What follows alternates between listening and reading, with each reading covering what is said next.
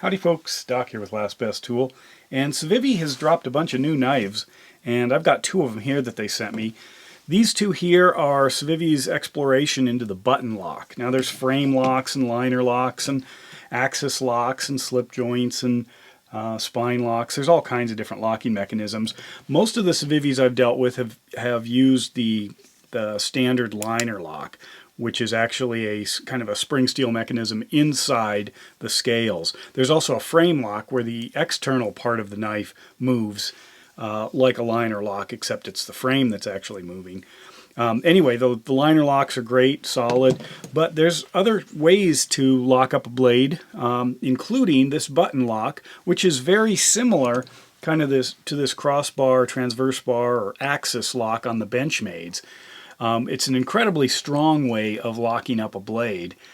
When this engages, you've got an entire heavy pin basically blocking a shelf, and the knife blade cannot move until that shelf is released. Well, the button lock here basically does the same thing by engaging the silver part of that pin into that shelf, and in this case, if you look, it's more of a depression down in there. There's actually a bump, so it's really strong. It drops in. It's not just a flat shelf, and then that button push just moves the half part of that pin to the side, allowing the blade to literally swing freely, which is kind of nice because then you can use the button lock both to open and close the knife.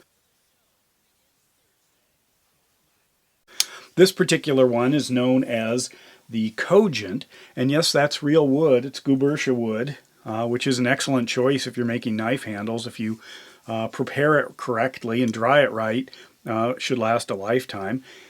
Beautiful finish work on it too. You know, that's not the easiest thing to do because wood is temperamental. You don't control it the same way you can like micarta or G10 or aluminum. So, you know, I'm glad they're exploring the different ways of employing new materials and new locks. Notice this, there are some holes in the frame here. You can see. I'm not sure what the benefit is. Maybe it's just an artistic choice. However, if you look here on this back one, that's probably for the reversal of the pocket clip. However, you'll notice that this standout right here does not have a corresponding hole, and my guess is that they had to keep the screw mount for that standout inside the wood because you'd have too many holes here, which might cause a little bit of a problem. Whereas if you're working with something like micarta or G10, you can actually get the holes a lot closer, or aluminum. Anyway, nice big flat grind drop point blade, bit of jimping here. It does have a flipper handle, a little subtle one, and that's because this is so smooth that it takes very little effort. Once you've broken the detent there, which is actually a crossbar detent, it just flips out quite easily and then turns into a finger guard.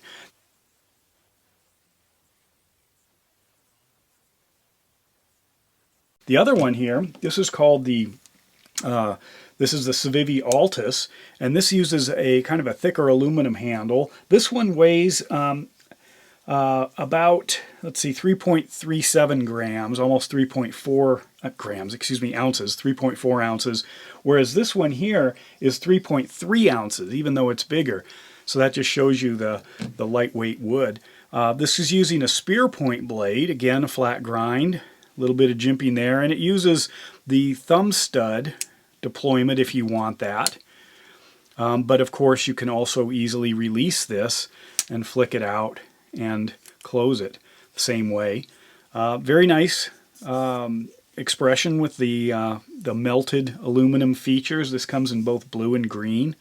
Both of these are, you know, affordable. I did want to mention with this one, it's kind of interesting. This is now the third time this has appeared. It's one of my favorite Civivi knives. I really like this and I carry it all the time.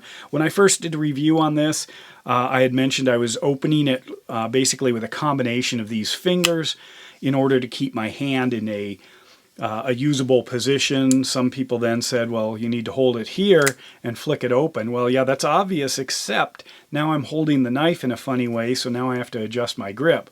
Well, there is another way, and that came out on the second video that people suggested. What I need to do is basically my right hand ring finger flick. So if I hold the knife this way, engage that finger there, I can easily flick this thing open. And, you know, little practice, that's exactly right. And in fact, I am glad you guys mentioned that. It's kind of fun to do. It's not as easy to do with all knives, but it works very well here. Keeps my hand in a good, you know, kind of operational position, but very easy to flick. I just have to have my hand in one certain alignment.